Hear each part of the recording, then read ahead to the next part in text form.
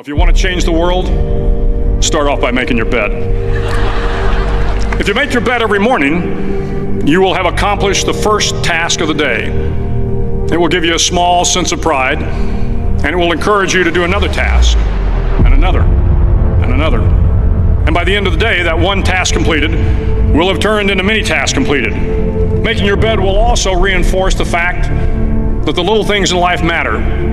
If you can't do the little things right, you'll never be able to do the big things right. And if by chance you have a miserable day, you will come home to a bed that is made, that you made. And a made bed gives you encouragement that tomorrow will be better. To pass SEAL training, there are a series of long swims that must be completed. One is the night swim. Before the swim, the instructors joyfully brief the students on all the species of sharks that inhabit the waters off San Clemente. They assure you, however, that no student has ever been eaten by a shark, at least not that they can remember.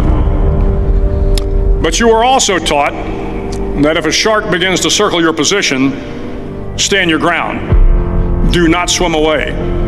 Do not act afraid. And if the shark, hungry for a midnight snack, darts towards you, then summons up all your strength and punch him in the snout, and he will turn and swim away.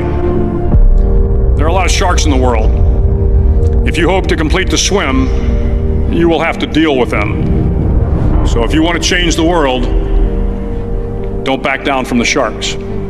Over a few weeks of difficult training, my SEAL class, which started with 150 men, was down to just 42. There were now 6 boat crews of 7 men each. I was in the boat with the tall guys, but the best boat crew we had was made up of the little guys, the Munchkin crew, we called them. No one was over 5'5". The Munchkin boat crew had 1 American Indian, 1 African American, 1 Polish American, 1 Greek American, 1 Italian American, and 2 tough kids from the Midwest. They out-paddled, outran, and outswam all the other boat crews. The big men in the other boat crews would always make good-natured fun of the tiny little flippers the Munchkins put on their tiny little feet prior to every swim. But somehow these little guys from every corner of the nation and the world always had the last laugh, swimming faster than everyone and reaching the shore long before the rest of us. SEAL training was a great equalizer. Nothing mattered but your will to succeed, not your color, not your ethnic background, not your education, not your social status. If you want to change the world, measure a person by the size of their heart, not by the size of their flippers. The 9th week of training is referred to as Hell Week. It is 6 days of no sleep, constant physical and mental harassment, and 1 special day at the Mud Flats. The Mud Flats are an area between San Diego and Tijuana where the water runs off and creates the Tijuana Sloughs, a swampy patch of terrain where the mud will engulf you. It is on Wednesday of Hell Week that you paddle down to the mud flats and spend the next 15 hours trying to survive the freezing cold, the howling wind, and the incessant pressure to quit from the instructors. As the sun began to set that Wednesday evening, my training class, having committed some egregious infraction to rules, was ordered into the mud. The mud consumed each man till there was nothing visible but our heads. The instructors told us we could leave the mud if only 5 men would quit. Only 5 men, just 5 men, and we could get out of the oppressive cold. Looking around the mud flat, it was apparent that some students were about to give up. It was still over 8 hours till the sun came up. 8 more hours of bone-chilling cold. The chattering teeth and the shivering moans of the trainees were so loud, it was hard to hear anything. And then one voice began to echo through the night. One voice raised in song.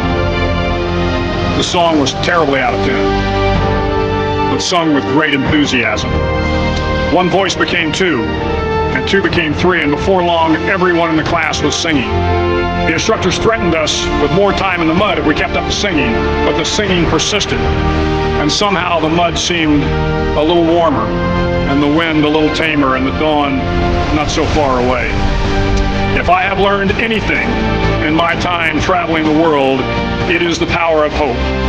The power of one person, a Washington, a Lincoln, King, Mandela, and even a young girl from Pakistan, Malala.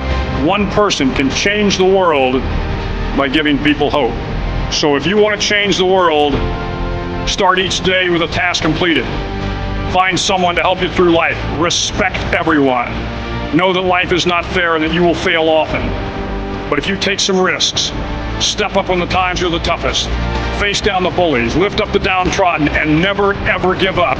If you do these things, the next generation and the generations that follow will live in a world far better than the one we have today.